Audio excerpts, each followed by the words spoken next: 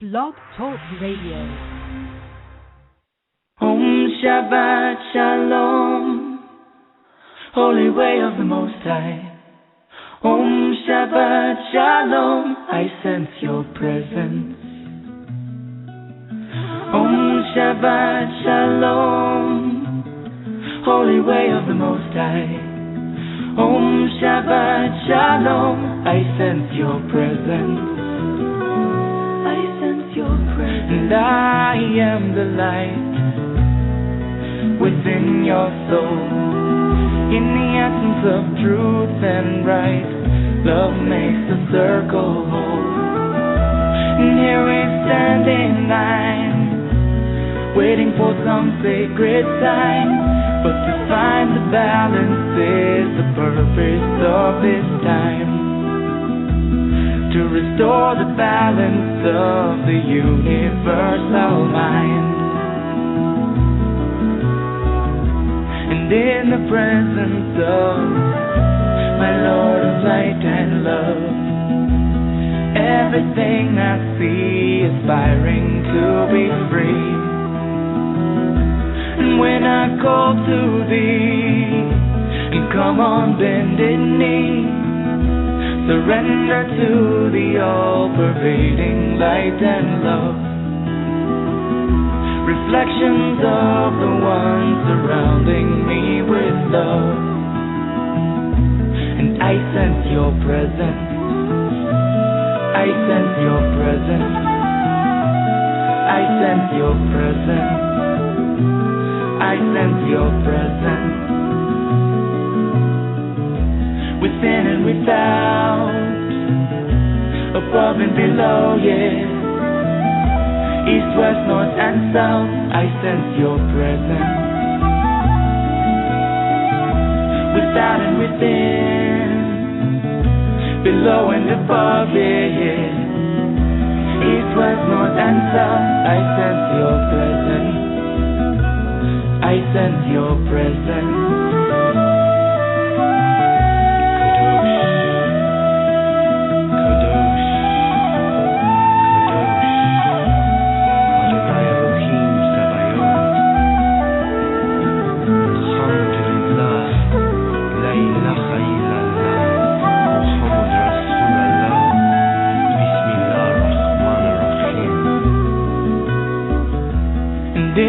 Presence of my Lord of light and love, everything I find in tune with the divine.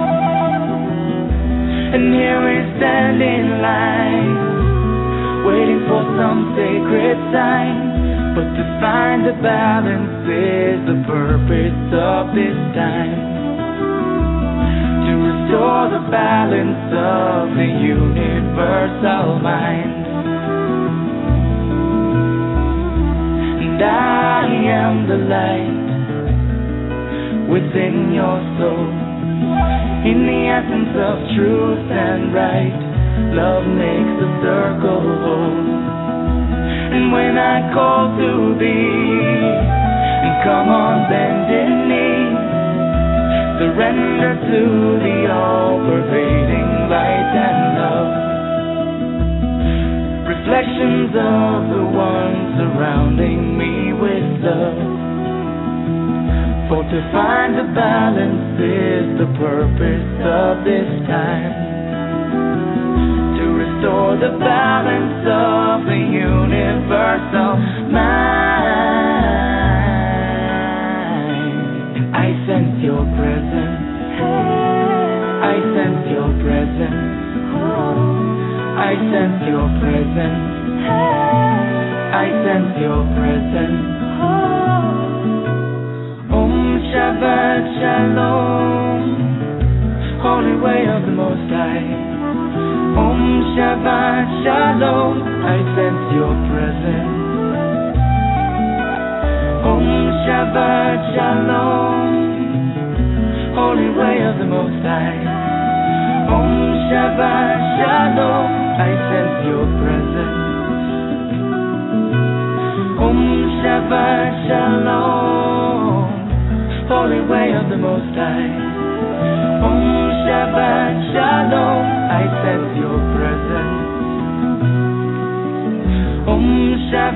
Shalom, holy angel of the Most High. Om Shabbat Shalom, I sense your presence. I sense your presence.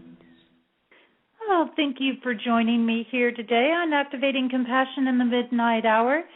We are running a little bit different time schedule than normal, so it's not quite the midnight hour on this show, but we'll be back to those regular hours next week. My name is Jessie Ann Nichols George, and I am your hostess. And the music you were listening to there at the beginning of the show is I Sense Your Presence, and that's by Shemshai. Shemshai is a group that I met in Arizona a few years back while I was doing some work around the Sedona area and the Phoenix Valley area, and they've gone on now and they've just grown to multiple items, because when I first met them they were just putting out their first CDs, and now they're traveling internationally all over the place. I want to welcome everybody that's here today, whether you're returning or whether you're just joining us for the first time. It's great to have you here. And just to let you know what this show is about a little bit, or what we focus on here, I focus on helping people find and use compassion in their everyday lives. I've created the Genesis Clearing Statement, which some of you probably experienced on previous shows. And if you haven't had that chance to do it, and maybe this is the first time you're tuning in, you can go back and catch those shows in our archives. So that's a really great option for catching up on some different things that we've done in the past here. I've also authored 2 books titled Activating Compassion and Activating Compassion, the Workbook. In addition, I've created the Compassion Tour, which is a multi-state nationwide tour, and that includes workshops, retreats, seminars, book signings, fundraising events, all kinds of things. I have finished up the tour for 2012, but I'm working on setting up some venues for 2013. Do expect to be back down into the Arizona area in the not-too-distant future, working on some fundraisers down there, as well as getting back out into California. So those of you that are in those regions, you'll probably be getting to see me sooner than later, hopefully, on those events. You can follow any events that are available to register for the Compassion Tour at jessieannnicholsgeorge.eventbrite.com. And you'll notice in there's also an option that's called Gifting the Tour. And that's for people that maybe you're unable to attend, but you want to help me get out to the fundraisers, or you want to help support the work that I'm doing in Compassion and working with people. And that option allows you to gift money in any amount that you choose to do. So it can even be $1, whatever works for you is fine. And here at Activating Compassion in the Midnight Hour, I do look at different ways that compassion exists in our lives. And I look at how to remove those blocks, resistances, frustrations, and other things as they relate to compassion. Some weeks I'm discussing different aspects of how compassion is in our life, how it affects our life, and the different areas of compassion. And then some weeks I'm focusing more on exercises and practical implementations of compassion, how to put it into your life easier, exercises you can do at home in regards to building compassion. And oftentimes I've got guests on the show, so that way you can learn about the work that other people are doing and how that complements and works with compassion. I will be highlighting different musical artists along the way, and I will also have nights that will just be call-in coaching nights. So actually I've got one of those coaching nights I'm planning to do the first Friday in January. We'll do maybe some New Year's readings, take a look at what's coming up for people in the new year. And those are nights where you could just call in and share what's happening in your life. I'll work with people on the air to make breakthroughs, to get through things that they're working on, answer questions that they have. So it's kind of an intuitive coaching style that I use on that. And remember, when you're asking questions, you're calling in and sharing your questions and sharing the things that are going on for you, then that's going to help other people, because usually there's somebody else out there that's going through the same thing or knows of somebody that's going through the same thing. So it's really useful when you're doing that sharing with us. Now, on today's show, I have Tina Erwin as my guest, And we're going to be looking at the frequency shift that we are experiencing in these times and what our role is in that shift. If you have questions for Tina or myself, you can call in on the live lines. The number's right there at the top of the screen. It's 760-542-4345. And you can call in, and then if you have a question, you can just press 1, and that will get you into my queue. It'll put a little question mark up for me so that I know that you're interested in asking a question. Matter of fact, I see that we've got a caller in the queue, and I just wanted to acknowledge them. Also, I pay attention to our chat area, so if you're in the chat and maybe you're not in a position where you can call in, you can always type questions into the chat area, and I'll be watching that as well while we're on the show. And just a reminder that if you enjoy this show, you can make certain that you tell your friends, tell family, significant others, Facebook connections, whoever you're inspired to share it with, and they can always listen to it in the archives. They can get to it using the same link that you came in to listen to the live show, and they can also go to my Activating Compassion Facebook page, and that page is facebook.com/activatingcompassion/notes. And that has all of the archived shows in it at that point. So that's really a great way to kind of share it and let other people know what's going on. Now, for those of you that were tuned in last week, you may remember that we started kind of what I'm doing as a series of 3 shows here. And even though they're all separate individual shows, they're tying in this whole theme with the frequency shift that we have going on. So last week we had Jean Logan on, and she was talking about the symbols, and she was talking about how we can use that in our life. And we learned that symbols, too, are really important as part of the opening for the energy. And then with Tina, she's going to be talking more about what this frequency shift is about and how that's going to apply to us and in our lives. And then next week, I'm going to have on Claire Heaton. And Claire is going to kind of be bringing some of this home with setting that energy in motion that much more. And she deals with music. So that's going to be a really incredible show as well. Now, before we get started on everything, I want to open up, and those of you that have been with me on the show before, you know I like to work with Yehuda Berg, his book of the 72 Names of God, and he is a Kabbalah master. He goes out and does workshops and all kinds of things. Matter of fact, if any of you have listened to Evan Paz on our network here on Thursdays, Evan actually has had that opportunity to connect with Yehuda as well. I found out when I was back there in person. And what I like to do is I like to randomly open to a page in the book and just see what our message is. And I always find, too, that these messages just seem to have a way of applying to whatever's going on or what we're talking about. And I just kind of randomly open up, and let's see what we have for today. We've got the name of God that we're dealing with today is known or translated as the big picture.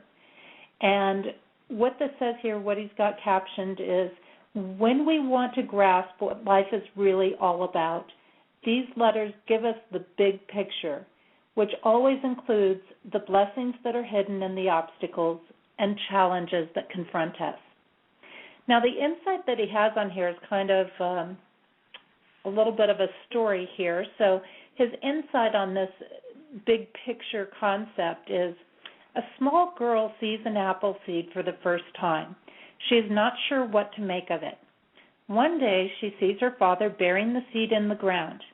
Then a tree grows, bearing bright red, shiny apples. From now on, when the girl sees a seed, she also sees the tree hidden within it. One day, the girl picks an apple from the tree, and within it she discovers a bunch of apple seeds. Now, when she looks at an apple seed, she perceives the tree, the apple, the new seeds, and even the many future apple trees that will one day come into being. All this is understood in one moment, simply by glancing at one seed. This is how wisdom really works. It's easy to get stuck in the details of life and to miss the big picture. We perform actions without any regard to their future consequences. But as the apple is contained in the seed, every effect that materializes in our lives has its origin in a prior action performed by us. Seeing the big picture means learning to become the creators of our own fulfillment. To realize the light is the source of all joy, and to settle for nothing less. It means grasping the purpose behind a problem and the potential light that awaits us when we proactively confront our problems.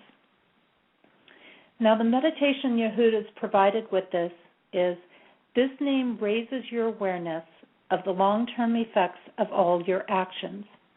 You see the big picture of the spiritual challenges in every moment before they can become the foundations of chaos and crisis. So when I apply this, for example, to compassion and the work that I do, you've heard, anybody who's listened to the show before remembers that I've mentioned, look at that bigger picture, right? Look at the bigger picture, because there's always more than what we can see there. If we were just looking at the apple or just looking at the apple seed, we wouldn't put all the rest of the pieces together. And it's just like when we look at somebody and we make a judgment about them, then we miss putting all the pieces together that could prevent us from having a really incredible experience with that person. So the chaos and the crisis is kind of like the judgment. And looking at that bigger picture is going to allow us to put more pieces together. It's kind of like, I refer to it in my book as having a superpower of X-ray vision. Okay, when we look at the bigger picture, it's kind of like getting that superpower. So think about that. Now, the way that this name is pronounced is Aleph Nun Yud. Aleph Nun Yud. So when we say that, what we're doing is we're drawing on that awareness of the bigger picture and the long-term effects so that we can see more of what's happening, why those challenges are before us. They're there for a reason. So if we're being challenged by something, it's because the universe or God is asking us to make ourselves a little bit stronger, get through this challenge so we have something else to share or to move beyond.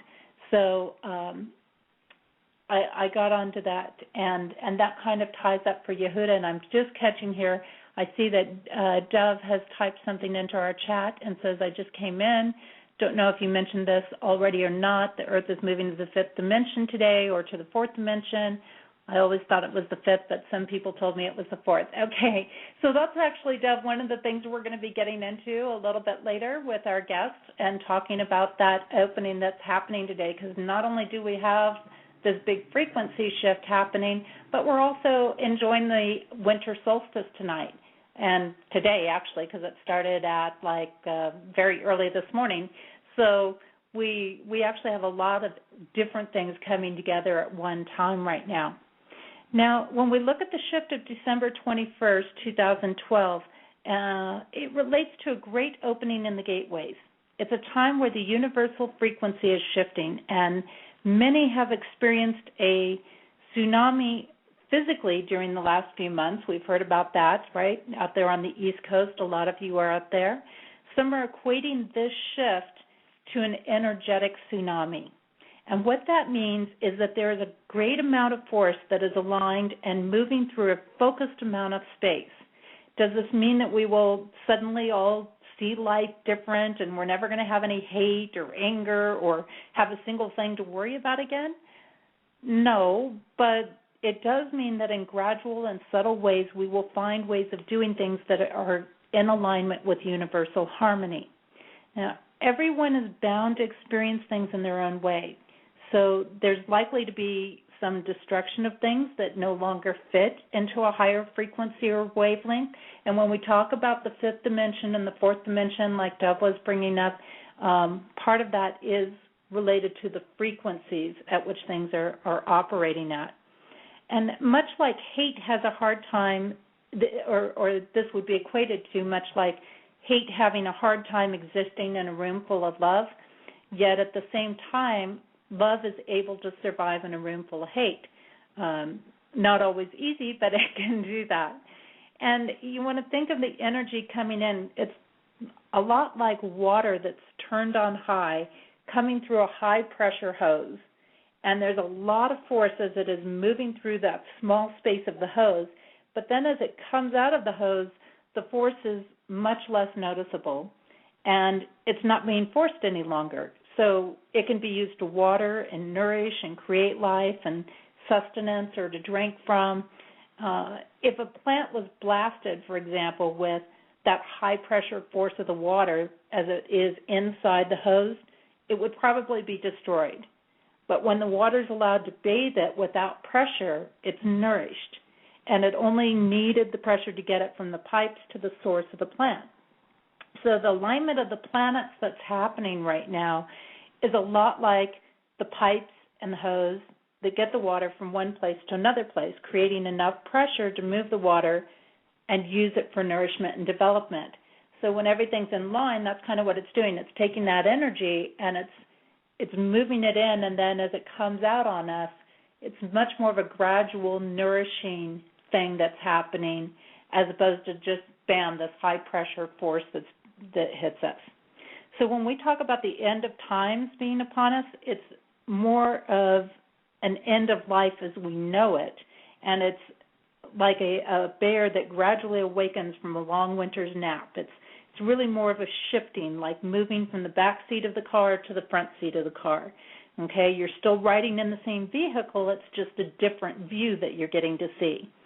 And what I'm going to do here as we move in, because I do want to give our guest Tina a lot of time today, is I'm going to take a short music break here, let you digest some of that information that I put out there. And when we come back, I'm going to be bringing Tina Erwin on, and we're going to be talking about different things that are happening with the frequency shift, and we'll be happy to take questions and callers and everything, too, during that time. I'm going to play a song for you, also by Shemshai. It's called Move Mountains, and hang in there with us. When we come back, our guest Tina Erwin will be right with us.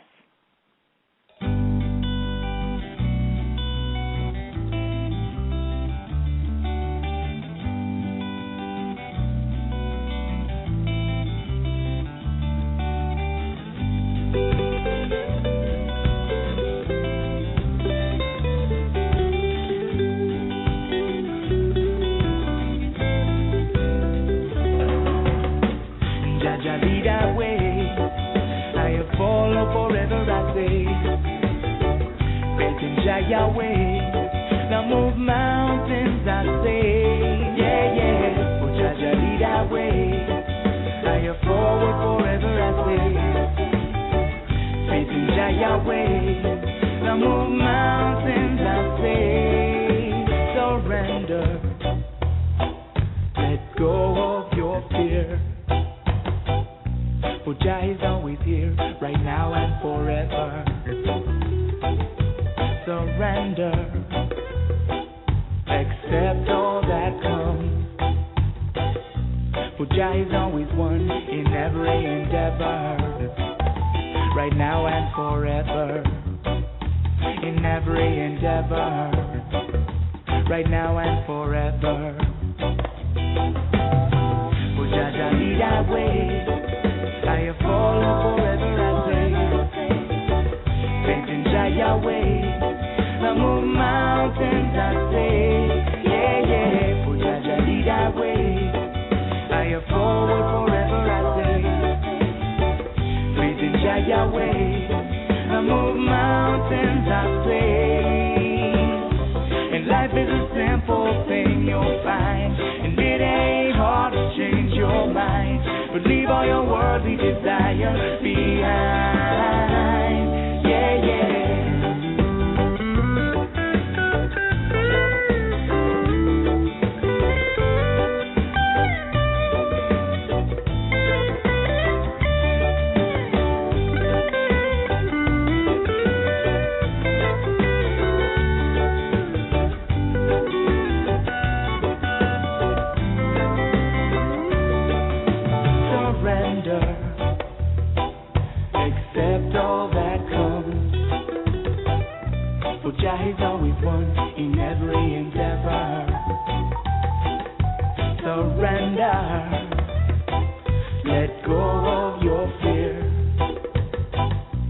For Jah is always here, right now and forever. In every endeavor, right now and forever. In every endeavor, right now and forever. In every endeavor, right now and forever. In every endeavor. And life is a simple thing you'll find, and it ain't hard to change your mind. But leave all your worldly desire behind. Yeah, yeah, for Jah Jah lead that way. I follow forever I say. Faith in Jah Yahweh. Now move mountains I say. Yeah, yeah, for Jah Jah lead that way. I forward forever I say. Faith in Jah Yahweh. Now move mountains I say. Yeah, for Jah Jah lead that way. I follow forever I say. Faith in Jah Yahweh. Now move mountains I say. Yeah, yeah, for Jah Jah lead that way. I follow forever I say. Faith in Jah Yahweh. Now move mountains I say.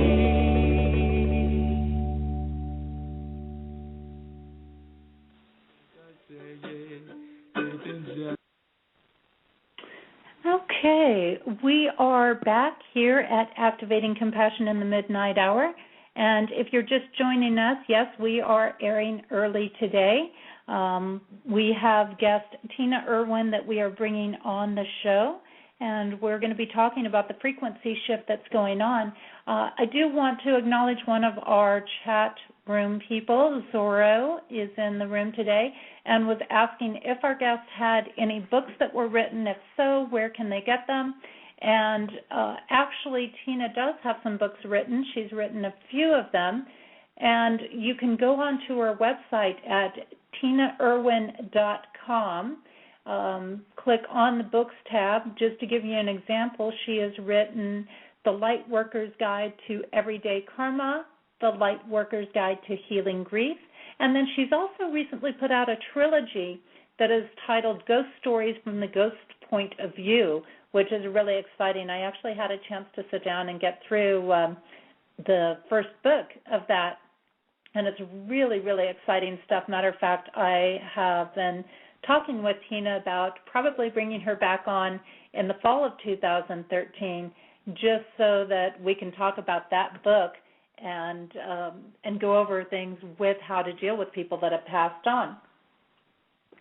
And what I would like to bring up here is that Tina is a former Navy officer. As I mentioned, she's authored several books. She has studied with the Edgar Cayce Institute and provides workshops through Cayce's Association for Research and Enlightenment. She provides a focus on helping people to understand why metaphysical things work the way they do and how to assist spirit energies, as well as the responsibility that goes with that, because there is a lot of responsibility that goes with working with energy and working with spirit energies in particular. We are going to take a particular look today at the frequency shift that we're experiencing and what our role is in that. So let me go ahead and bring Tina on here and get her mic opened up. Tina, we've got you on the air, and I want to say thanks so much for being here on Activating Compassion in the Midnight Hour. It's really generous of you to give us your time. I know that you had events going on today, and you still took time out to be with me. Jessie, this is a great honor to be here on this day at this time, so I'm thrilled to death. Great. And it's really interesting. I was actually being interviewed on a show last night and talking about this very thing with some of the frequency shifts going on. And I was bringing up a point of how it's very interesting numerologically that when we look at the 12/12/2012 opening and the 12/21/2012 opening, we have exactly the same numerological vibration, which is a 2 vibration, which just affirms kind of the direction of where this frequency shift is happening. But before we get too much into that, I'd love for you to share your background with our listeners and to kind of give them an idea. Who's Tina, where's she been, where she came from, and what got her to where she is? Well, that's quite a bit. I think I'm probably like many of your listeners, discovered at an early age that I had some modest level of psychic ability, and it's like a person who is has some, a little bit more music ability than someone else. For that ability to work, you have to work at it. You have to build it up. But at the same time, you have to make a living. And as a child growing up in the 50s and 60s, I didn't want to be a martyr for the rest of my life, saying I couldn't be paid the same as a man. So I joined the military, and they pay you the same as a man. And in today's society, we don't think about that, but in the 60s, that's what everybody thought about. And so by the 70s, I graduated from college. I have a Bachelor of Science in Industrial Relations and a Master's in Management, and I minored in Sociology and Psychology. So I actually found everything interesting, whether it was history, international relations, or geology, or astronomy. The whole world is fascinating, and if you're going to study metaphysics, you have to study everything. So I used the Navy to understand politics and to understand how people think and work in a very, what appears to be a rigid structure, but actually is in a very creative structure, which is a military structure. There's far more room for theme and variation than you might think. The military is also an organization that was the first ones to open up to equality for women and minorities. And I got to see that firsthand. And along the way, why do you join the Navy in the 60s to the 70s was to, find a husband. So I found a husband my very first day at my very first duty station. And both of us worked for the submarine force. He, of course, got to go to sea on submarines. I did not. I've been on many submarines, but not over 24 hours. So I have a tremendous amount of admiration for a bunch of old Atlanteans playing with new creative toys, which would define the submarine force. They're brilliant, brilliant men. And I like to think that some of the things that I did paved the way for the women who are just now being allowed to be stationed on nuclear-powered submarines. It is an astonishing technology. Along the way, I discovered that I had a growing level of psychic ability. Sometimes I could see the future. That didn't last very long because in the 80s, what I could see today wasn't there tomorrow. I could see it clearly one day, and then it began to vanish, and I think I wasn't the only one who could see that. When we were stationed in Italy, and in one of those unusual moments, I was with another lieutenant, and she was ironing her uniform for the next day, and I looked in the corner, and there was a ghost standing there. And I said, gee, Cindy, do you realize you have a ghost in the corner? And she said, yes, he's been with me all my life. Can you see him? And I said, yes. Why are you living with a ghost? And she said, I love him. Okay. It's one of those very unnerving moments. And so, again, like a lot of other people, I don't think there's anything particularly unusual about me. I realized that I could see ghosts, and I was not afraid of them at all. And then as time went on, we had a house in Charleston which was profoundly haunted. I did not know how to help a ghost cross over. So through years and years of study, I did, in fact, learn how to do that, as well as expand quite a few other helpful skills.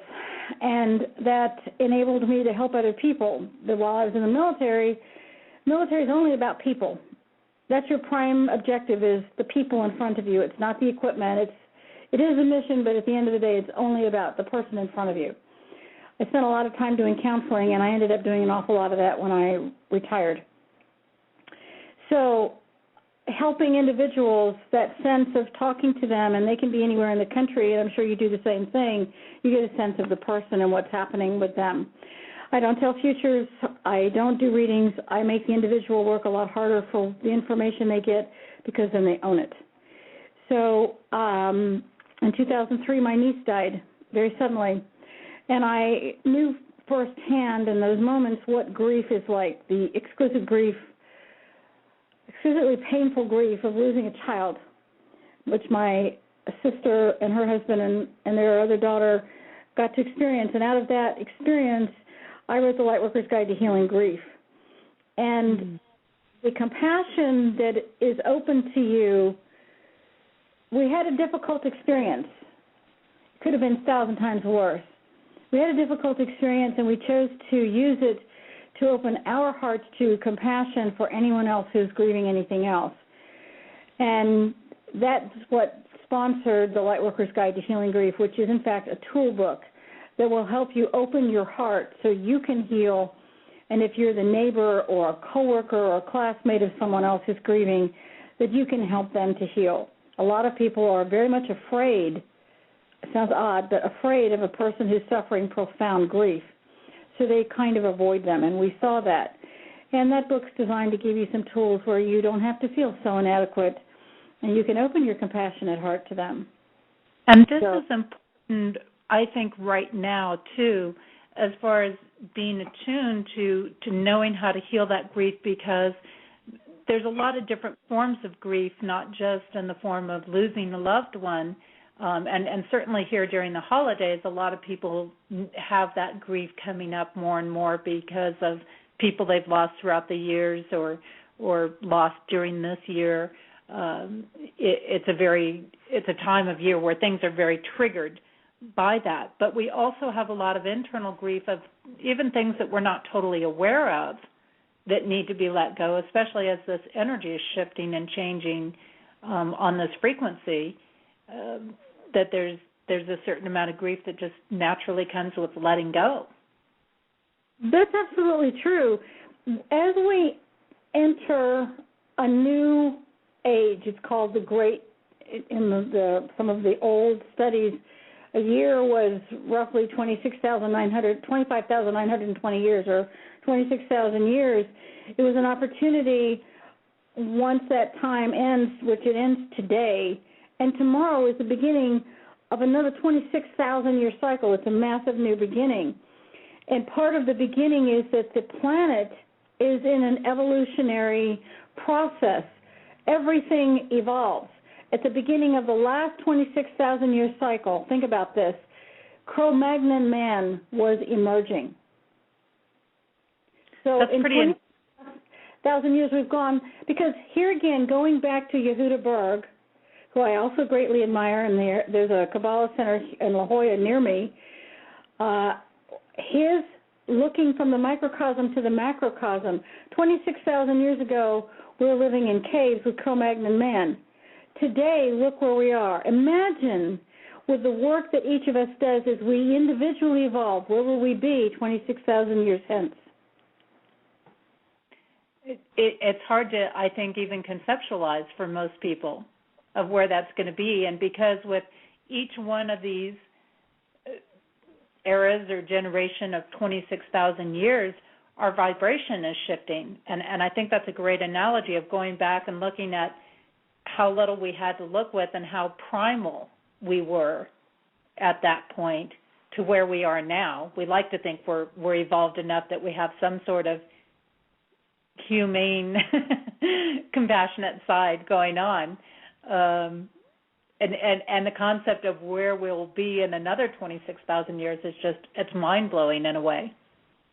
Exactly. And your focus on compassion is really a very critical element of the progress of the evolution of mankind, because 26,000 years ago there really wasn't much compassion. And so 26,000 years later, there is far more of an abundance of compassion, I think, than most of us realize. Mm-hmm. Put somebody on the internet who's ill and you'll end up with a flood of prayers. That's not compassion, I'll eat it. And you don't know what that person's faith is. This faith, I'll call it a faith-blind need. Somebody says, will you pray for my friend? I don't say what church do they go to. I just say, sure. That's compassion in action. And so as the planet is evolving, because it is a spiritual being, we as human beings are also evolving. And as you look at you're going up the spiral, well, everything that you haven't dealt with is going to go up with you. And part of what people are experiencing is a greater sense that the karma that's been created in the past seems to be coming to the surface. In other words, if you're going to ascend to higher and higher spiritual levels, you have to get all the stuff out of the way first, and that's not always easy. Sometimes it's very uncomfortable. And I think that's very true. I mean, and when you related, like going back to the caveman, I mean, how difficult was their life compared to our life now? I mean, where they had to stop and shape the wheels for something, or hand work everything, and now we've got all of these tools and that evolvement and that development from there forward, and this vibration raising. I like to think that we're going to be in a place 26,000 years from now where compassion is the norm. It's a given. It's not. Exactly. It's not like, oh wow, thanks for helping me out, or wow, what an unusual thing, somebody was nice to me today or smiled at me, but it will just be the normal way of life. And that's kind of exciting to think about. Let's look at this from a slightly different facet. 26,000 years ago, there were glaciers that extended as far south as Wisconsin and the Missouri Valley. They extended way into southern Germany, and the Nile was much longer. In other words, the glacial line from the Himalayas came all the way down to certain regions of China. What are we looking at? In 26,000 years, maybe we have warmed to one another, looking at the metaphor. We aren't as cold to one another. The world isn't as cold to us. Maybe it isn't as brutal. We are seeing pockets of extreme brutality, that's true. But if you look at how far we've come in 26,000 years, we worked really, really, really hard. And I would say since 2,000 years ago, at the end of the Piscean Age, as we're moving, at the beginning of the Pisces Age, we had a Christ. Moving into now, what we're seeing is that we have embraced a greater sense of peace on earth. And when you embrace all faiths, which is partly what the New Age was designed to do, if you look at this Hindu mother or this, Muslim mother or Buddhist mother or Jewish or Christian mother or whoever, they still want to feed their children. They love their families. They want them to be married. They want them to have a safe place to go to school. We are all the same. And that concept that we are all the same opens our heart of compassion to each of them, so we no longer see them differently. That, to me, is one of the most important hopes of the New Age, and that concept helps to raise our frequencies.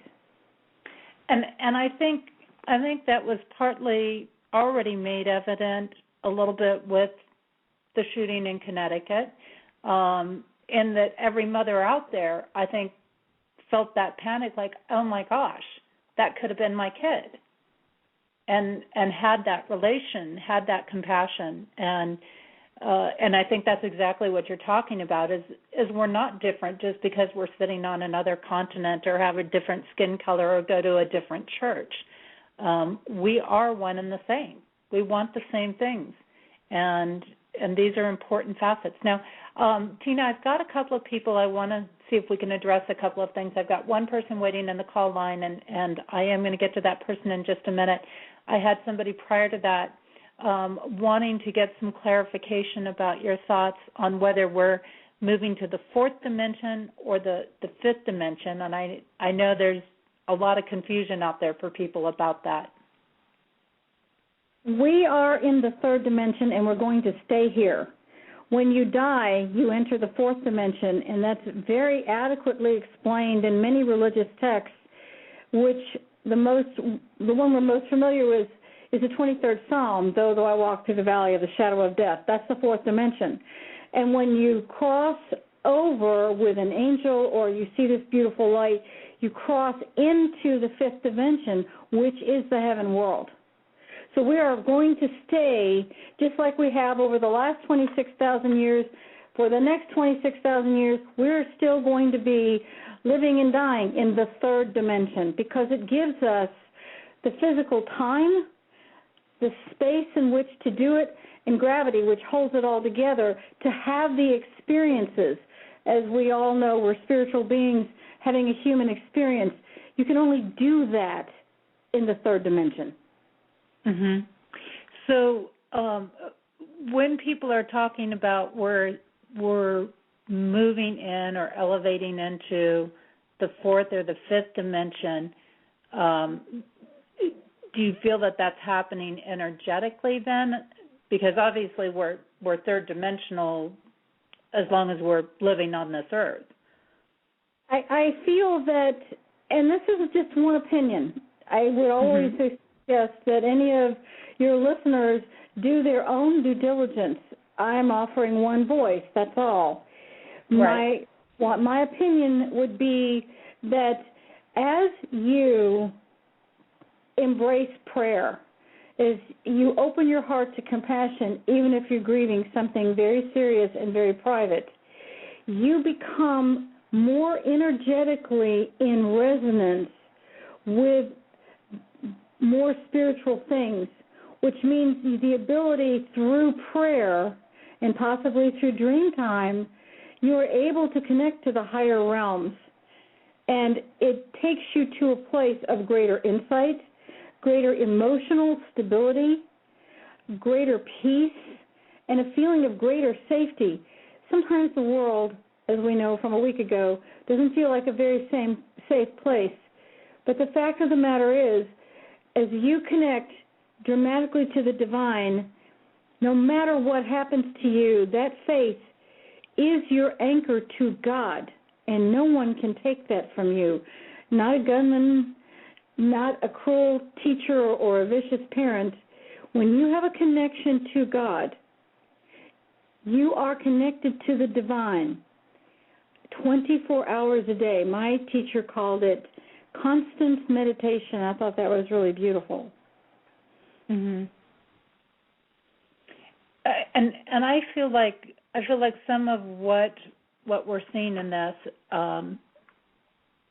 is that it's going to be more of our mental and emotional state that's elevating during this time with this frequency shift.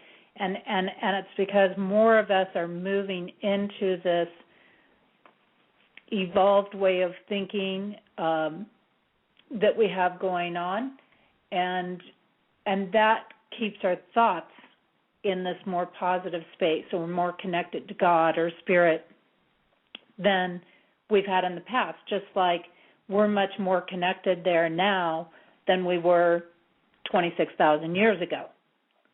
Exactly. We didn't know what it was. We didn't know what it was.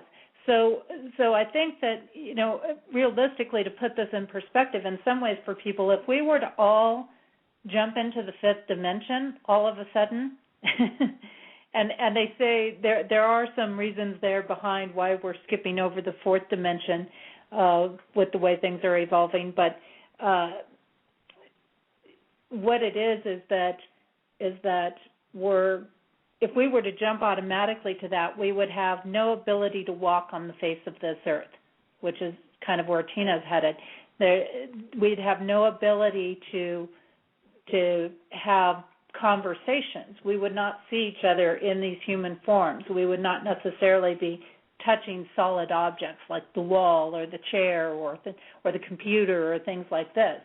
But what happens is that our thoughts evolve to being in this, for example, more compassionate space, or this more caring space, or this more unified space. And as we do that, that's kind of that concept of heaven on earth. I would say, having heaven on earth, it's where they unite, in a sense, that we're kind of mentally, emotionally living that fifth dimension, and that's where we're headed. That's what this time is about, is making that shift. It's also there's a very practical aspect of it. It's a very grounding aspect.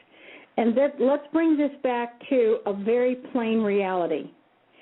And that would be, A great master was asked one time, what would a person's final incarnation be?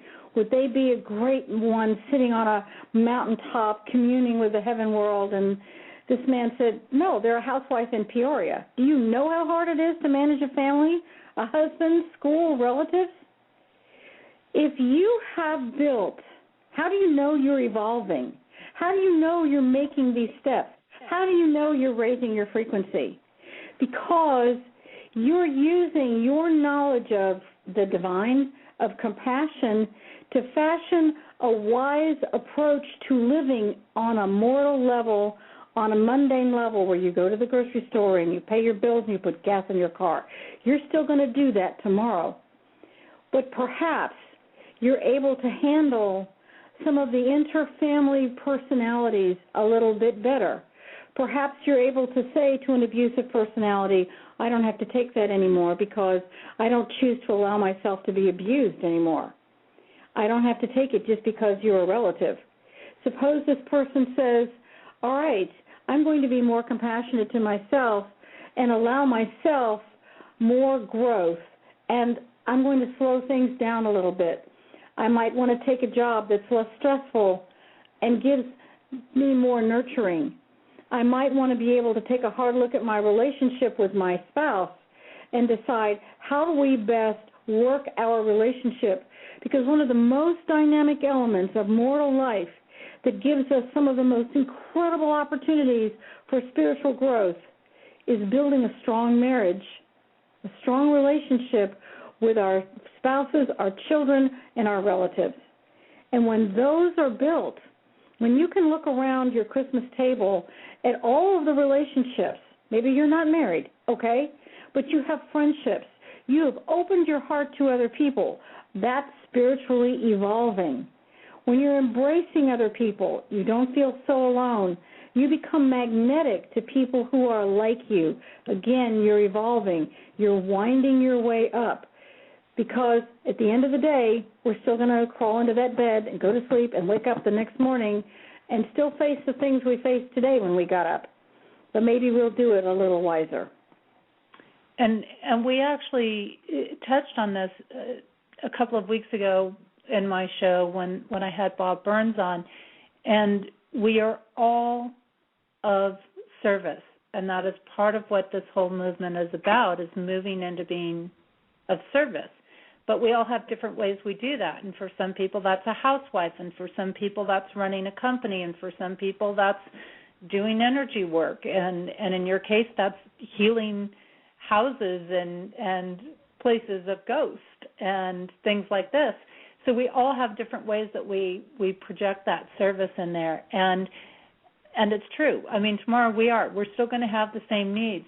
What happens is as we continue to build this awareness, as you mentioned, we think a little bit more about it, and it connects with one of the principles that I talk about with compassion, which is it starts with you as the individual, you know, and that's where it starts from. And as each one of us kind of get in there and say, okay, I'm going to choose to be a little more compassionate now, because part of what happens with these planetary alignments is that we get stronger vibrations happening. So there's a little more sensitivity out there in the universe, just like we might be a little more sensitivity to spirit activity going on, that our thoughts happen much quicker.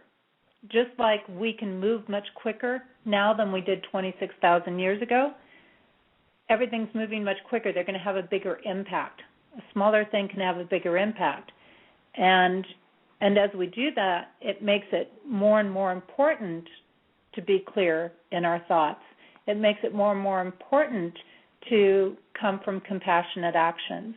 And as we do this, this is what so-called raises that vibration. This is what moves the hate, the anger, the fear out. Exactly. All of those things matter. It's that old song, let there be peace on earth and let it begin with me and let it begin in my family. Some people don't want peace. You might look at a person and say, well, they're not evolving. We don't really know that.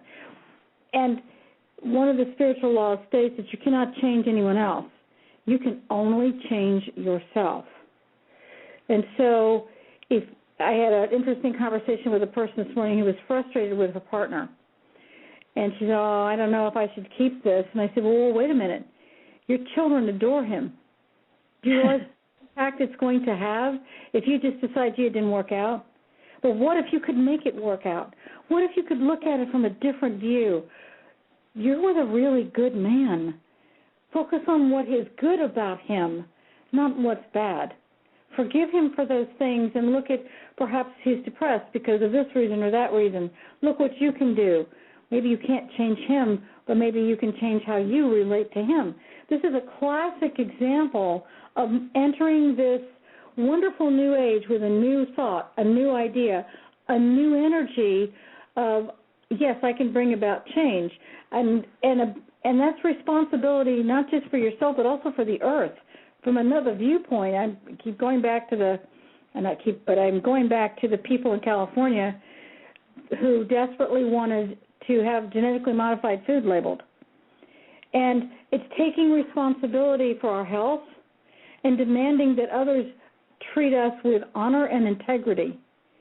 The issue of honor and integrity, being a person of your word, honoring your commitments, is also part of raising vibration. Are you that person that you want to admire? When you look in the mirror, are you a person that others would admire? If you're not, become that person. That's part of this change. It's a great opportunity. And if you want to see these changes in others, of course, it's important to be that change. You've got to give them an example. So the more you become it, the more you're going to surround yourself with it. I'm glad you brought up an aspect with relationships because I have had so many people fretting over relationships and whether to stay and whether to go, I think, far more than normal lately. And normally I don't see people worrying about it right at the holidays so much. Like there's usually people that want to be in one but maybe aren't. But I rarely see them wavering about whether to stay in or out right at this point of the year. So I'm glad you brought that up. Tina, I've got a person in chat here, Zorro, that is asking if you could talk more about the dimensions and the death process in relation to the dimensions. So Zorro was feeling a little bit confused there. All right. When a person dies, it depends on the method of death. The method that causes a person's death. When you're in a mortal body, you're going to die a physical death. That's simply the way it is. We don't all live 100 years. Sometimes we leave early.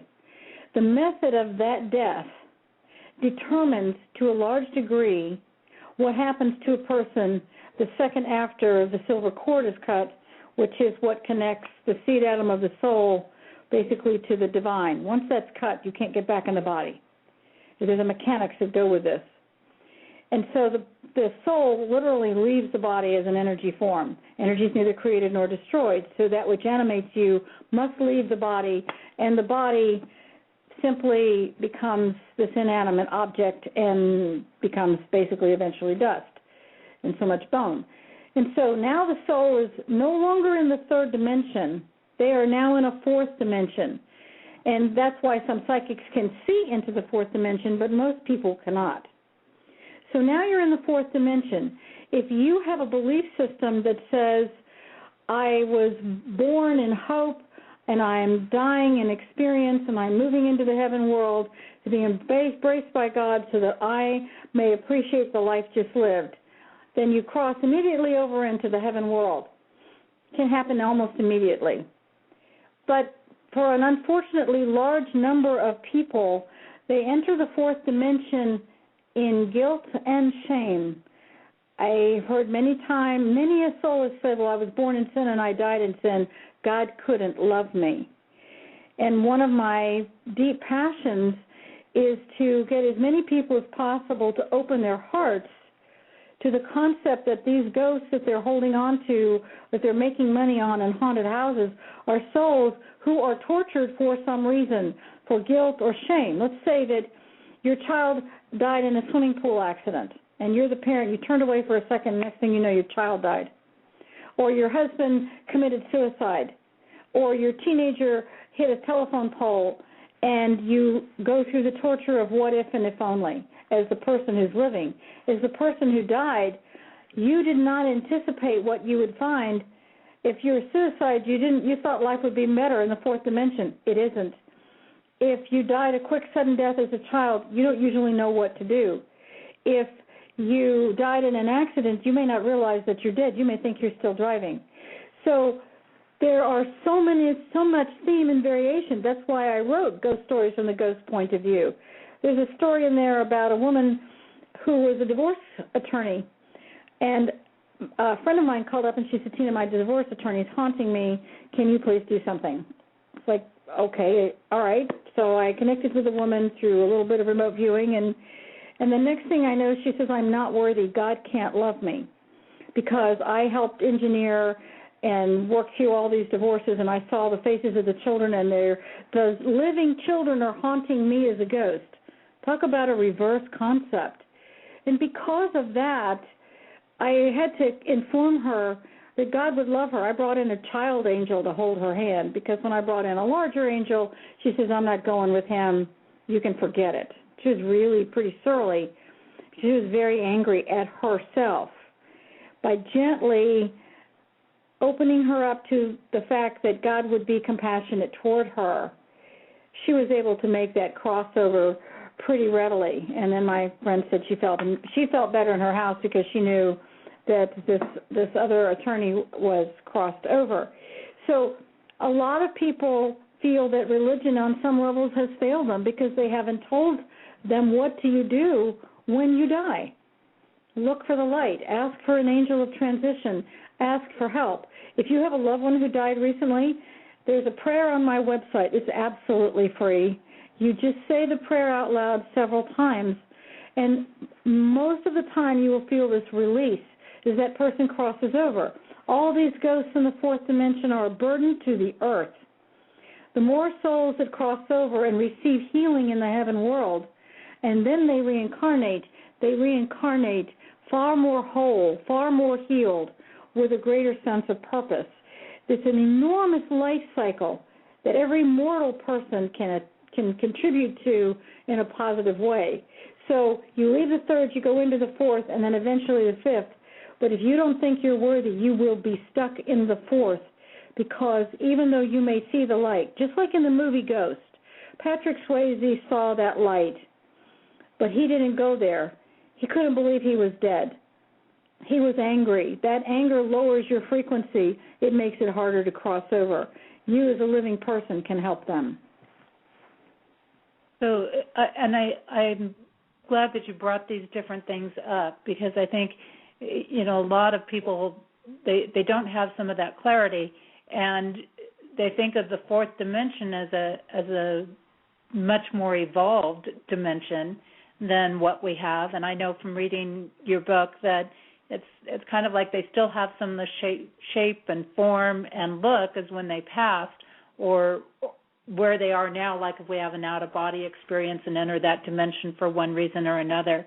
But we're not really touching the ground necessarily. It's not like here where we can touch the walls and things feel solid to us.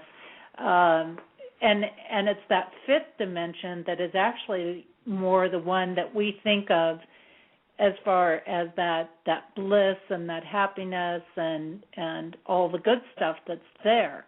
And part of elevating the earth right now and elevating with this major opening that we have going on with this frequency shift is to help also be conscious to release this. I mean, you might think it's cool to have a ghost hanging around, but really there's fear and there's pain, and we need to free that energy up because that's weighing down the frequency. So if we can free that up by helping us through. And the prayer that Tina was referring to on our website is called the Crossing Over Prayer.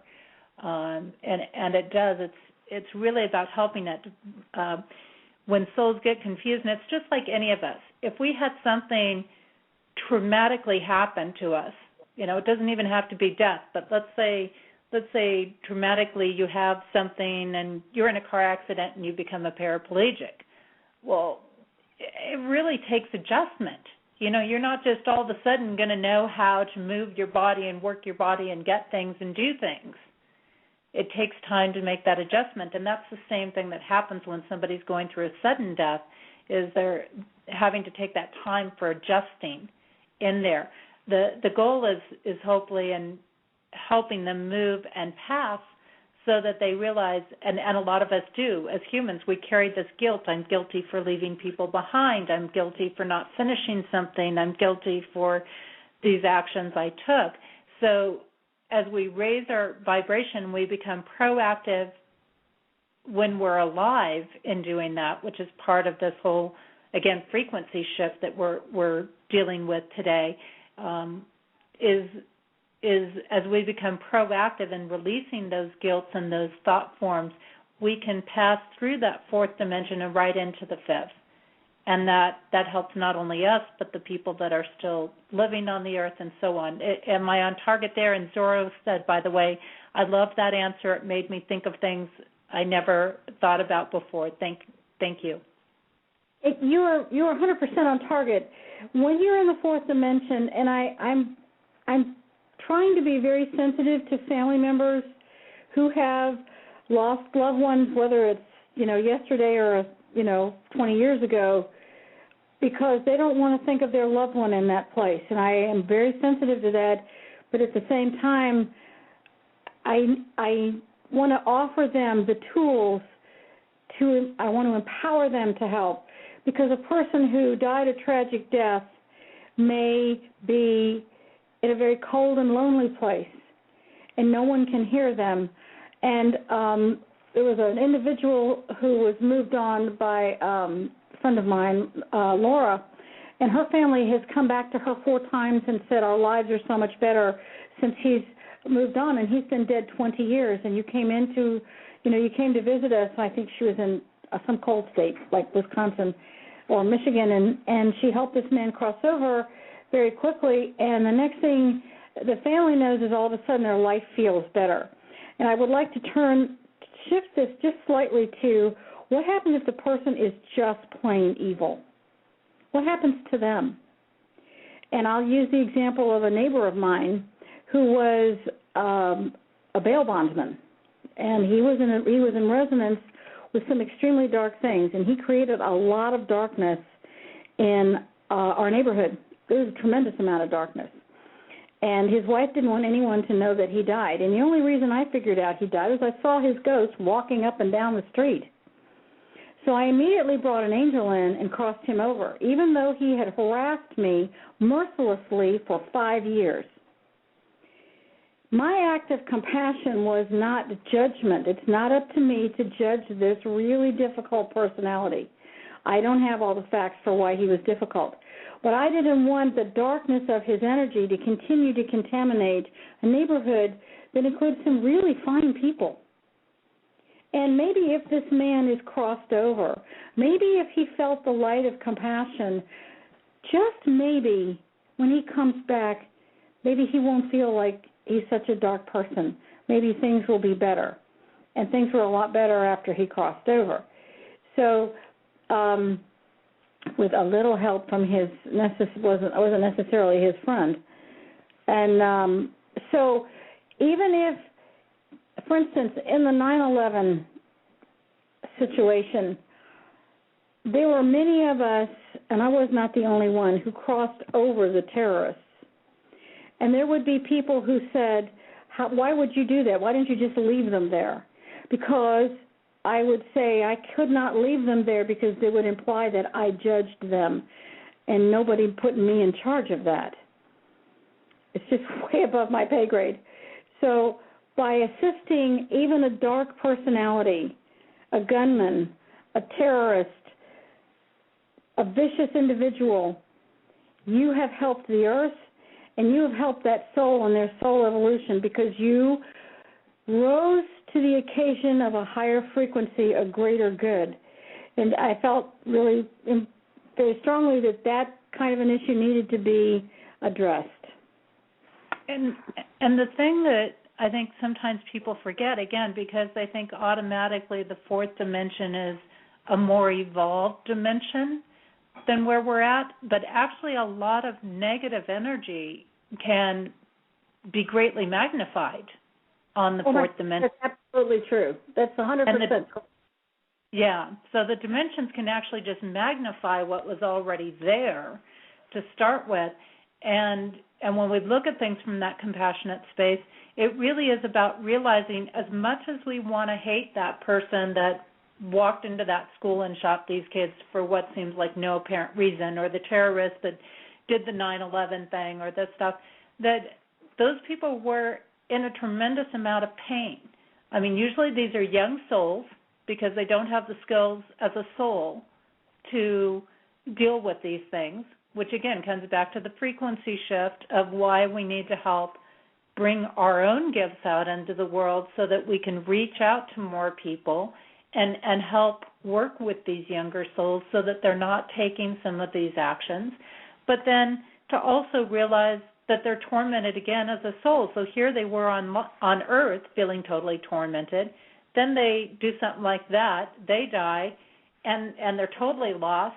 So all they know is to create a lot of havoc and craziness in order to get attention, to get help. Because it's just like a baby who can't really tell you what they need. They have to cry and scream and make trouble before they can get your attention. So I think that the concept there is kind of that same thing. And we think about, well, what about the good people, the ones that did all these great deeds while they were alive? Why would they stick around? As Tina mentioned, there's a lot of those people as well that don't feel worthy enough. They have feelings of guilt or different things. So what we really want to do is keep that, in a sense, we're trying to kind of clean up the fourth dimension, I think, which is why some people think we're skipping right over to that fifth dimension, and in a sense we are. We're skipping over that fifth dimension in the evolution because we've progressed enough to do that. And that's the good side of it, is we've progressed enough, but to realize, too, that there are enough people sitting in that fourth dimension, or even here on the third dimension, again, the importance of taking care of it here so we're not cluttering and tormenting from that other side, because then you got to think about it. Imagine if somebody could do the amount of damage that they did here on Earth, and then they take that into a dimension where it's magnified, how much more damage they could be doing. Exactly. I was on a Southwest flight. We used to own a crystal mine in Arkansas. Talk about somebody who loves crystals. I have several thousand. And, well, it's a life of experiences, and I've been, pretty blessed with them. But I'm on a Southwest flight to Arkansas, and it's when Southwest used to have the seats that would face you in the front of the plane, and we were all talking about, that we were chatting, and we got the discussion of metaphysics, and the guy behind me says, he couldn't have been more than 22, he says, I'm going to hell, you know that. And, of course, you could have heard a pin drop on this airplane. Everyone was listening. This was before people had laptops. And the guy said, and I said, really? Why would you say that? And he says, God can't love me. God, he's having an intimate conversation on the plane of 100 people. He said, God will not love me. I have already done something so bad that God could not ever love me. I know I'm going to hell when I die. He's 20. And I did not ask him his faith because I didn't want to put anybody's faith on, in an unnecessary spotlight. So I said, I do not know you, nor do I know what you have done, nor am I going to inquire. But I can assure you that on a certain level you have already been forgiven. And through your prayers and your request, a path will be shown to you where you can feel forgiven if you simply look for it. And people are leaning into this conversation because maybe there was a part of each of them that felt that they couldn't be forgiven. In A Course in Miracles, the discussion is always about atonement. And I have known of hundreds and hundreds of women who either had an abortion or they gave a child up for adoption. Those women are going to have a hard time when they die because there's a part of them that feels very badly for whether they were raped, I don't know what the circumstances are, but I've talked to an awful lot of these women. These are some of the loveliest people you would ever want to meet. You would think they would instantaneously cross over, but let me assure you that at death, the thought of what happened in that one moment in time will haunt them in life and in death. And without a process of atonement, a feeling that you can be loved, that God can love you, you're going to stay in a very cold and formidable place, which is the fourth dimension. And I would encourage anyone who has something they feel guilty about to find a way to atone for that within your heart and by asking God to forgive you. Part of raising frequency, part of rising up, is to learn to forgive yourself. We are mortal. We come here for the experiences, and some of them are really painful. Some of the decisions are really hard. And when each of us can forgive ourselves, it's one of the greatest acts of compassion that can happen. I mean, Jesse, that's your mission. And part of your mission is obviously getting people to show compassion for themselves, no matter what happened to them. It is the hope of tomorrow. Maybe people will not need to have compassion for themselves 26,000 years from now. But today, right this minute in this moment, they do. Absolutely, and that is a piece of my work, is being compassionate with ourselves, because we tend to judge ourselves as harsh, if not harsher, than we judge other people a lot of times. And really some of the bigger tragedies that we experience throughout our culture and our society, no matter what part of the world that we're in, tends to be stemming from a lack of compassion for self and struggling with these very, very important issues. For those of us that are the so-called light workers and doing this work to help shift the frequency into a higher vibrational energy, there is a lot of responsibility that goes with that. And I know you've mentioned about that responsibility. Tina, do you want to elaborate on that a little bit? Yes, I do. Thank you. Anyone who is doing light work, anyone who, and especially someone who has psychic ability, must be very mindful that that psychic ability is not a gift. You open a gift at Christmas and Hanukkah and on your birthday. When you have psychic ability, you have a responsibility to the person in front of you, whether they're living or dead, to be the wisest person and say and do the wisest things. It's one of the reasons that I don't tell futures, because a person has an infinite future. There's karma created with that. That's why I'm very, very careful to guide a person, but not to tell them. What you discover on your own, you own it. But if I tell you, maybe you do or you don't. When you are on your spiritual path, it's really hard work because you're looking for the wisest solution. When you're raising frequency, sometimes you have to let go of things that are not for your greatest good or anyone around you, and that can be a very detrimental person or a job that's destroying your health. And to rise up requires a lot of courage. Doing light work is like driving through a minefield in an earthquake and a thunderstorm. It's not for the faint-hearted, because you're going to have things that come at you because you're getting a lot of karma out of the way. It's like shoving all this energy to the surface and you're in the center of the earth. You got to move a lot of dirt to get it out, to get that out of the way. before you burst forth and you're a star. To become a star, sometimes you have to remove some of the things that are in your way, and that's the karma. There's no magic words that will make karma go away.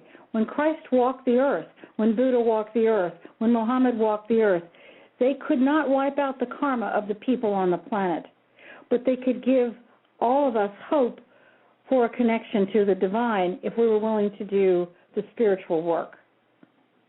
And that work is not easy. It means we have to come face to face with ourselves, or how we've behaved, or how we've acted, or the things that we've said.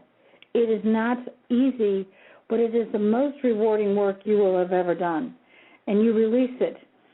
I wrote a second book, The Lightworker's Guide to Everyday Karma, and there's a section in there on cancer. Why does someone have cancer? And how can you heal cancer? Cancer is an emotional event that manifests physically in the body. Because there is an emotional hurt, and since we're not paying attention to the emotional hurt, the body says, I really need you to pay attention to this. And many times, cancer is the result. And many times, there's the opportunity to forestall a physical issue by addressing the emotional cause. And you see that so many times. And so when you have psychic ability, or you don't have any psychic ability and you're just trying to do the best you can, when you take responsibility for your own stuff and you start to heal it, amazing things can happen. And as we're entering this higher vibration, it may feel that a lot of stuff's coming at you really quickly, and you're drowning in it. And if you step back a little bit and start looking at it, you can address it a little more easily. There's something I do with clients that addresses it very bluntly, and that is you write down whatever the event was that so bothers you. Could be when you're a little kid. You write down the emotion that was attached to that event, and then you write down the lesson learned. So it's the event, the emotion, and the lesson learned. I had a client whose father beat her every day for 18 years, and her mother said she must have earned it. That's a lot of events, but she learned what unfairness was. She learned that her mother did not have compassion. She learned a lot of different lessons, because you cannot forgive someone else or yourself until you have embraced the lesson that you were meant to learn in the first place. If you keep avoiding the lesson, if you keep avoiding what the lesson is, karma is going to keep presenting it to you. When you learn the lesson, karma will stop presenting it, and you will evolve to a next level. And this is so important in these times, and this is where one of those things of why I come from a perspective of I need as many people out there doing the work as possible, because the light workers are doing as much as they possibly can, and the best we can do is present a choice. And I think that's what a lot of the different spiritual leaders through different cultures have provided, is they provided us with a choice. We didn't have to suffer. We didn't have to do these things. We can learn the lessons. We can feel the emotion and get the lesson and learn it. It's up to us a lot of times how long we stay in something. When we look at some of these different things, the more people there are that are coming from awareness and being responsible for themselves, the less burden there is on a few people, and the more that we can then all get to that space that's much more so-called enjoyable. It's kind of like getting a car or something like that. It might feel like a gift to get a car, but then you've got to be responsible once you get in that car and start driving it. You're responsible for anybody that's in the vehicle with you. You're responsible for the other people that are around you on the road, things like that. You're responsible for your actions and how they might affect other people and having a pleasant experience or not having a pleasant experience. I was thinking, too, it was very interesting when you were talking about the aspects of cancer, and cancer being an emotion that needs to be healed. And and coming from that perspective of being a sort of healer myself, that when you reach an area, there's certain areas where cancer will be very predominant or heart attacks will be very predominant and things.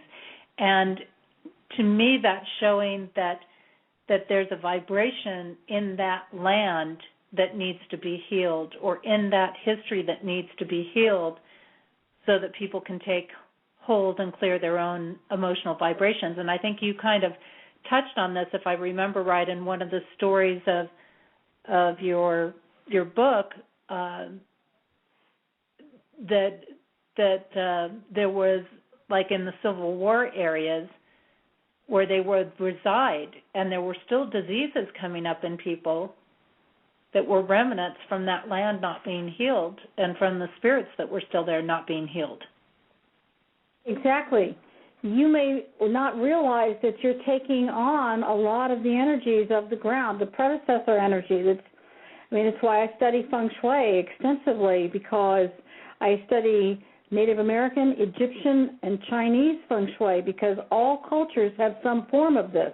Because they know, for instance, you cannot have that school in Connecticut, have those kids go back to that school. The predecessor energy now is so toxic, you cannot go back there. Any more than you could build a housing development on Auschwitz or Buchenwald in Germany. You can't do that. Unfortunately, we don't always know what happened 20, 30,000 years ago on a location. So the more you do to clear a piece of property, to heal a piece of property, and you may find that you're there because maybe that is your mission. I had a woman who asked me to clear a piece of property in upper state New York where there were Oneida Indians, and there had been fires because these people had all these diseases that the white man brought to the Native American peoples. And the white man had to burn everything down. All the dwellings of the white man and the Indians were all burned down, and they were working and living side by side. These were people not at war with one another. They were neighbors. And when this illness came, it struck everybody, but the Indians died, and the white settlers got better. And the Indians were so angry that their people died, and the shaman couldn't heal them. He had no skills to heal an illness he'd never seen before. Well, this woman kept having fires on the property. As soon as we removed, assisted all those Indians in crossing over, and some of the settlers as well, and gave healing to the land, it was amazing. She didn't have any more fires, and her house felt calmer after that. This makes a difference, whether you believe it or not. You don't have to believe it for it to be true. So, yeah, there's a lot of work to do, but it's an awesome opportunity. It's just tremendous. And I think that this kind of ties back in as well with earlier parts of our conversation. And by the way, if you're having any questions about this, feel free to either type them into chat or go ahead and call in on the phone lines. You just call in on that 760-542-4345, and you just press 1, and that'll get you in to my caller queue where I can see that you've got a question for Tina or myself. And this kind of ties us back around of where we're making this frequency shift is coming in, and we need to take this responsibility to do this healing on a lot of different levels, that there is a lot of old pain there. I've lived in places where the hallway in my home was a portal for energies, and they were just lost, and they're like, where do I go and what do I do? We don't have to be repeating this. This is part of that shift that we're making to ascend and to take hold and heal and say that, okay, I might not have created this situation, and it's not necessarily always my responsibility to take care of it, but if I see that there's an issue, as a light worker in the universe, as a soul that cares that we get to this higher vibration that we're moving into, then I will heal it just for the sake of that's what needs to be done, just like giving for the sake of giving. Somebody may not need me to go plow their driveway for them just because their snowblower isn't working. They've still got a shovel, right? They could do it. But isn't it still a nice thing for me to go ahead and take my snowblower over and do it for them? Of course it is. So it's that same kind of concept that just taking hold and clearing this is going to open up doors and avenues for ourselves. It's going to stop draining our energy out so that we can focus on our life purpose, so that we can focus on making contributions, so that we can focus on making the progression and having that life that I would say probably basically all of us want. I mean, we think even the people who are killers might not think this way, but really what they're looking for is the same that the rest of us are looking for. They're looking for happiness. They're looking for peace. They just don't know how to find it.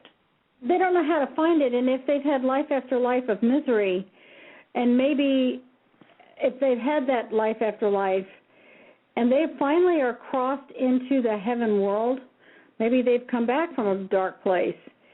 If they're finally crossed over into the heaven world, maybe they can become whole, perfect, and complete, finally. And then the next life, they will be different. Imagine that if all of us who have this desire to be of service were to help every soul we could find who crossed our path, living or dead, we made things better. And that doesn't mean we're, the goody two-shoes. It doesn't mean we're never going to get angry or be frustrated or have a good cry now and then. That doesn't mean that. It just means that if someone says, I think my house is haunted, I'm going to give them the prayer because I want to empower that person. You don't necessarily need me. You need the power to be of service. That's what the prayer is designed to do. So that person can help. Well, maybe that person who's stuck in that fourth dimension now crosses into the fifth dimension. When they reincarnate, they're glowing. And according to the Peruvian shamans, this is the age that's called Homo luminous. Maybe the children who are coming in will be more light-filled because someone helped them move on years ago. So we would end up 26,000 years from now far more evolved because more people were assisted to cross over. And when they came back, they were not angry. And they had more appropriate methods for working through past karma. Wouldn't that be an amazing thought, which would be a byproduct of all the things we're all trying to do today? Couldn't you imagine that if all the souls that were being born into the world 26,000 years from now all came in clear, came in just to contribute? Exactly. I mean, it's an amazing concept to me. It is, and every single, I had a listener from a couple other shows contact me on Facebook, and she'd been to New York, and she'd been to a kind of a tough area, and she ended up taking some ghosts back with her to Vermont. And she said the prayer, and she said they left. And she felt this huge shift. So when we're talking about this spiritual shift, maybe she's the microcosm, and the macrocosm is maybe all those souls had something terrible happen to them, and this woman appeared like light to them. When you do this work, you look like this light bulb to beings on the other side, on the fourth dimension. And they really need our help. That's an astonishing thought, that because she helped those people from that tough part of New York, now maybe those souls will come back with gratitude. And by the way, the byproduct of helping all these souls is they send you prayers of gratitude. Lots of prayers of gratitude for helping them. You can't believe what that's like. And that's an amazing thing. I mean, when you think about that, to have that help from somebody unrestrained in a physical body, giving you that kind of gratitude, it's it's such an amazing gift, and it's such an amazing space to be in. And I think sometimes we do get wrapped up in this, but I want to know my loved ones are with me. I want to know that they're around me. And that's really the ego, our human third dimensional ego, that needs that more than anything, because our fifth dimensional soul self does not need that and would not want that because they're wanting the peace. However, if I'm correct, and you can correct me if I'm not,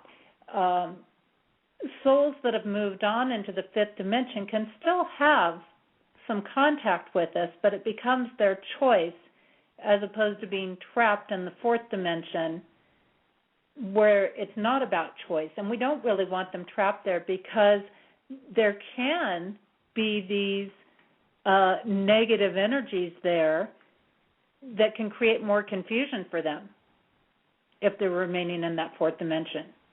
That's absolutely true.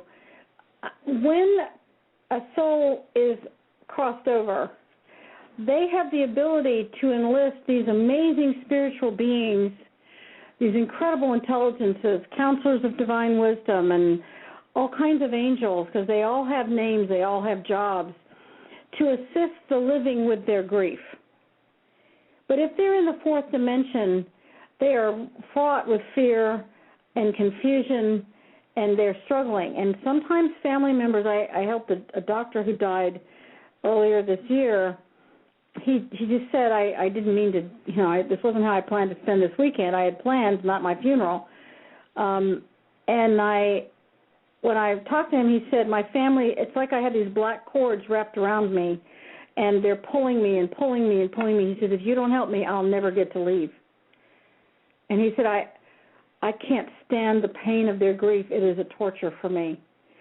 And I said, it's my pleasure to assist you, and then you'll be able to help them. And I've had several families.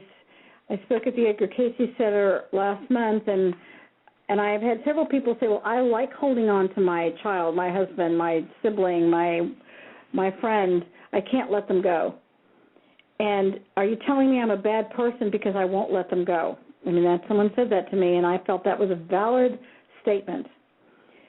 And I would say to someone who says, I just can't release them, I would ask you to ask yourself, what is the greatest good for the person you love? And the greatest good in your heart of hearts, deep in the kindness of your soul, is that they be embraced by the light, that God will hold them. They can sit on the lap of any divine being, whether it's Jesus or Buddha or your grandmother who you were just sure crossed over. And these wonderful beings meet them. There's a joyousness I cannot convey to the listeners when these souls are embraced by this light. The pain, whatever racked their body, whatever injury they suffered, is healed. The soul needs healing. They don't get that healing in the fourth dimension. And when you assist them, it means everything to them, and their gratitude to you is beyond belief. I had a woman whose brother was murdered, and I speak to parents of murdered children in Virginia Beach when I'm there. And these parents have a cloak of injustice that they wear because their child was murdered, and I understand that. And so a couple of weeks after I'd spoken there, I get this email saying, I know my brother's with us and my mom won't let go. What can we do? And I said, use this prayer and assemble your family and ask your mom to do this as her final act as his parent. So the whole family got together. They printed the prayer. They said it out loud several times, and they felt him leave. And there's this peace that settles because that dark energy of his grief and their grief is lifted. It is. You can create your own miracles with something as simple and humble as that. Absolutely. And this is the thing. And to kind of tie some of this together again, when we're looking at this frequency shift that we have going on today, and we're looking at this in combination with the winter solstice and all of this huge amount of energy. It's about choices right now. It's about what are you going to choose as your role? What are you going to choose to do to heal?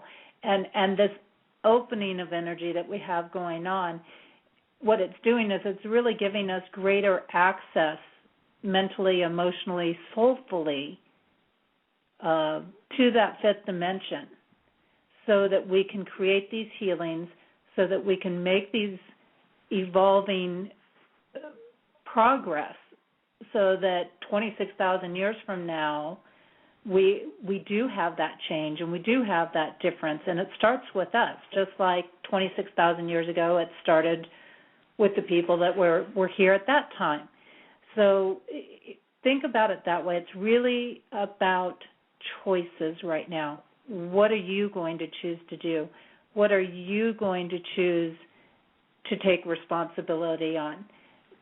These are important things to think about, and those are the things that are going to make the differences so that we can bring that parallel lifestyle thought concept into our third dimensional world. Tina, I want to make sure, because even though, the time's going by fast, obviously, and while we still have a few minutes left here, I want to make sure that you have enough time to get in to tell people you had a promotion you wanted to offer to the listeners, whether they're in the archives or whether they were listening live for us today, that I'm going to let you talk about. Please let them know I've got somebody that just popped in as a question here, so we'll get them in real quick. And then I'm going to have you go over again what your website is, your promotion that you're going to give, and everything there. So I've got one caller here, 757 area code. You're live on the air. I have a question about, maybe not exactly to do with what you're talking about right now, but I really was like burning in my head. What about animals when they die? You know, I've had several cats through the years, and they've died, and I assume that they move on. Do animals go to the fourth or fifth dimension? That's my question. That's all. Thank you. Okay. Yes, animals can go to the fourth or fifth dimension, and I've seen many an animal ghost. And if I cleared 1,000 acres outside of Las Vegas, I couldn't believe the number of horses and oxen that were there. And when you're clearing a property, you're also going to be assisting all the animals to cross over. If you have an animal, a pet that you love dearly, you are going to be wanting them to be able to cross over. And that's going to make a huge, huge difference. And I think that on my website, I do have a video on Do Dogs Go to Heaven, which explains that. I also have a video on if you have to put your pet to sleep, how can you help your animal cross over immediately at the moment of death? And I think that's just huge.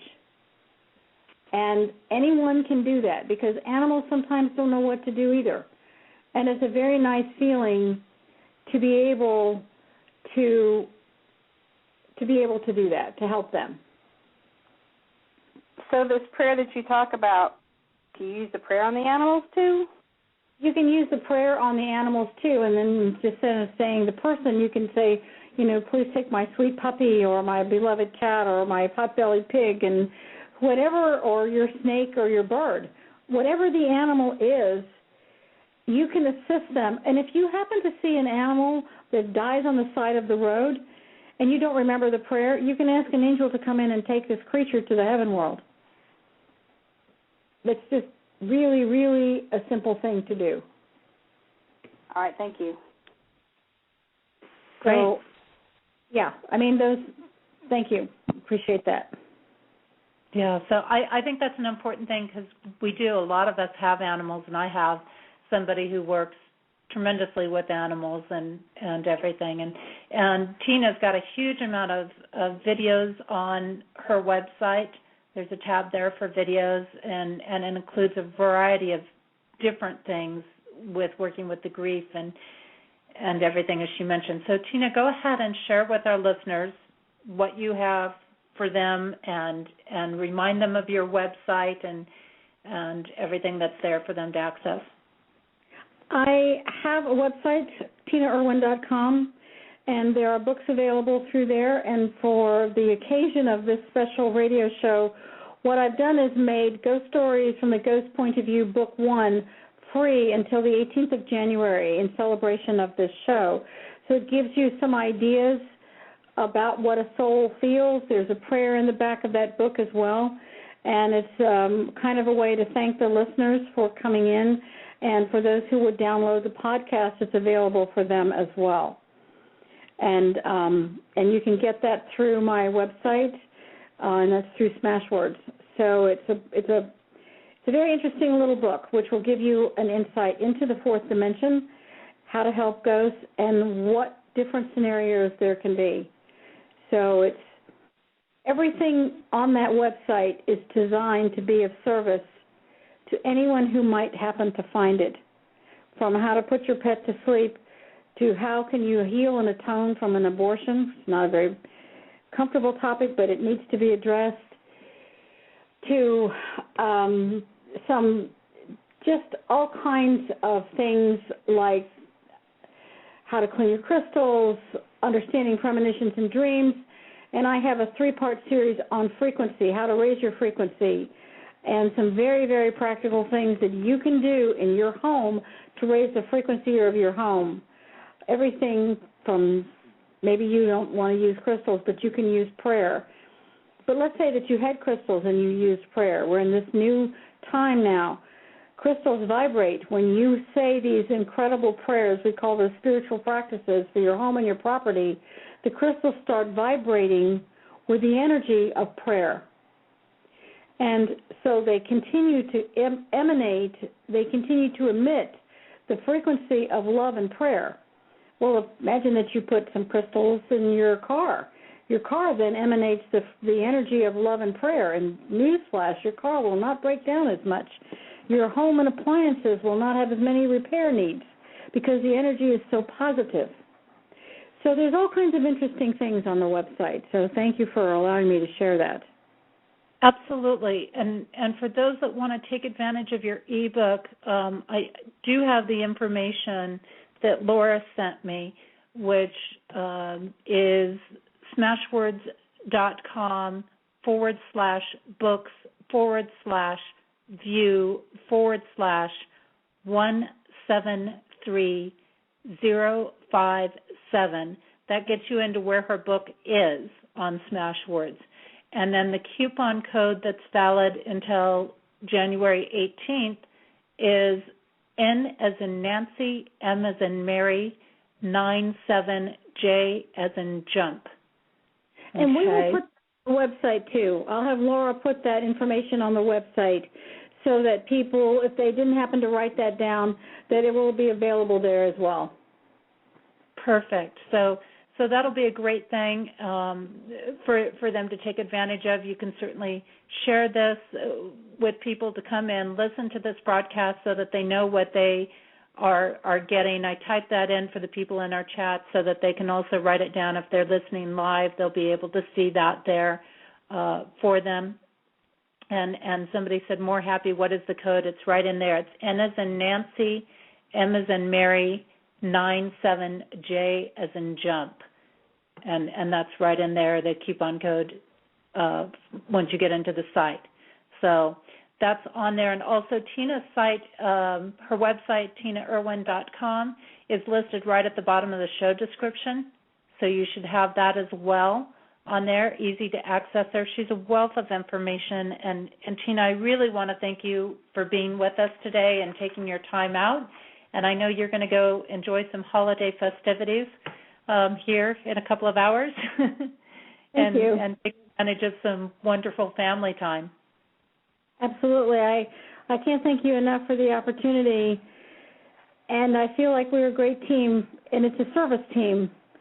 The more we can help other people and empower them, and that's really what your goal is to empower people, the more we can facilitate the new age. And maybe 26,000 years from now, someone will look back and go, wow, those people worked really hard. That's right. Thank goodness for them setting the foundation. It made our lives so much better, and hopefully it doesn't take 26,000 years for us to make the same amount of evolution that we've made in the last 26,000. Hopefully we're progressing at a rate now that we'll be able to actually enjoy more and more of that ourselves as opposed to just laying the groundwork. But, of course, that choice, as I've said, that choice is up to us. Exactly.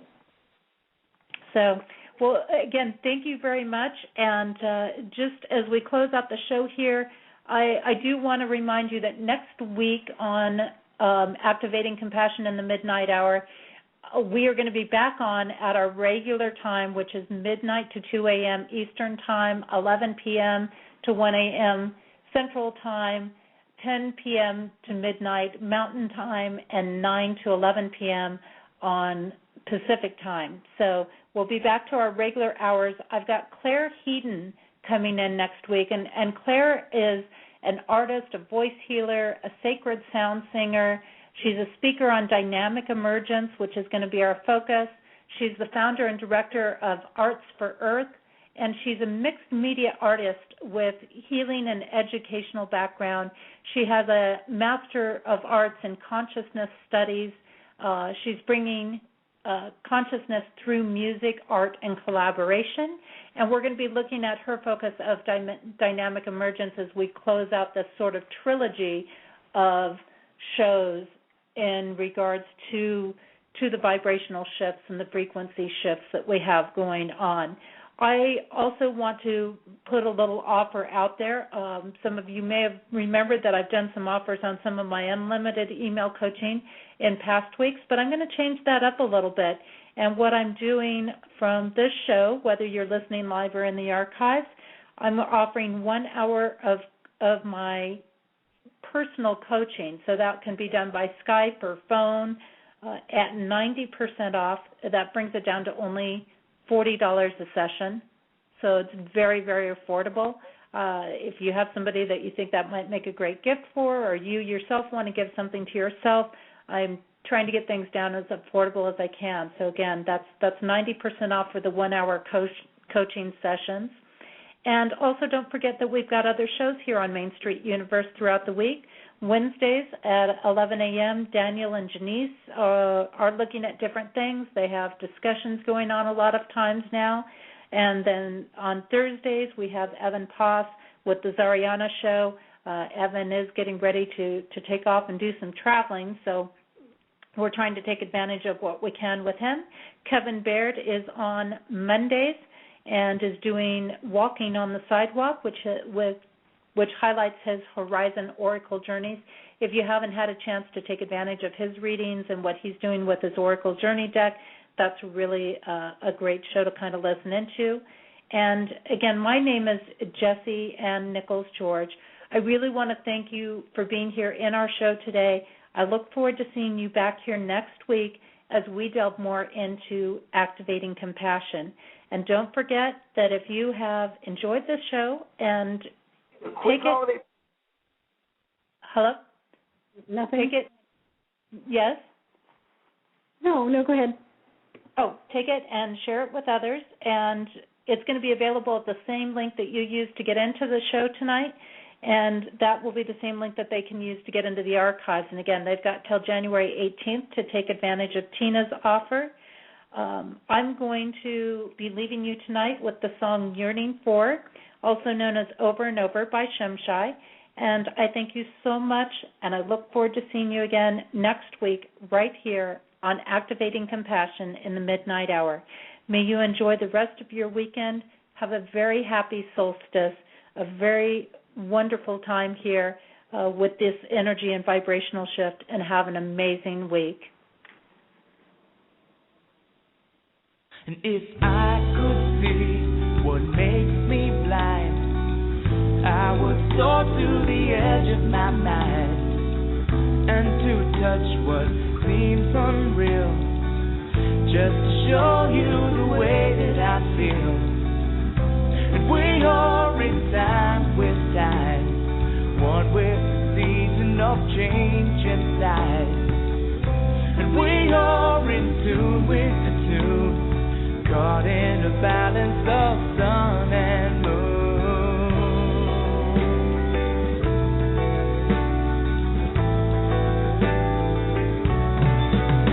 Oh, deep inside, the light within, shining to show you it's here to begin. When all I have is all I need, I will soar to the edge of eternity, and we see it eye to eye, one within love to be for the divine, and we're walking hand in hand, caught in the balance of God and man.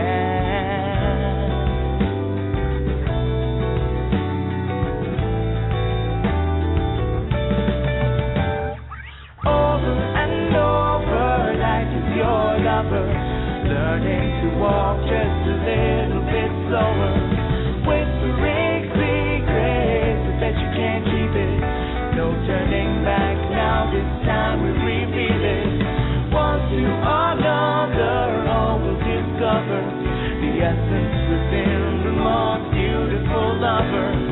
Time is still turning, the love is still burning, deep in your spirit, your heart still yearning for.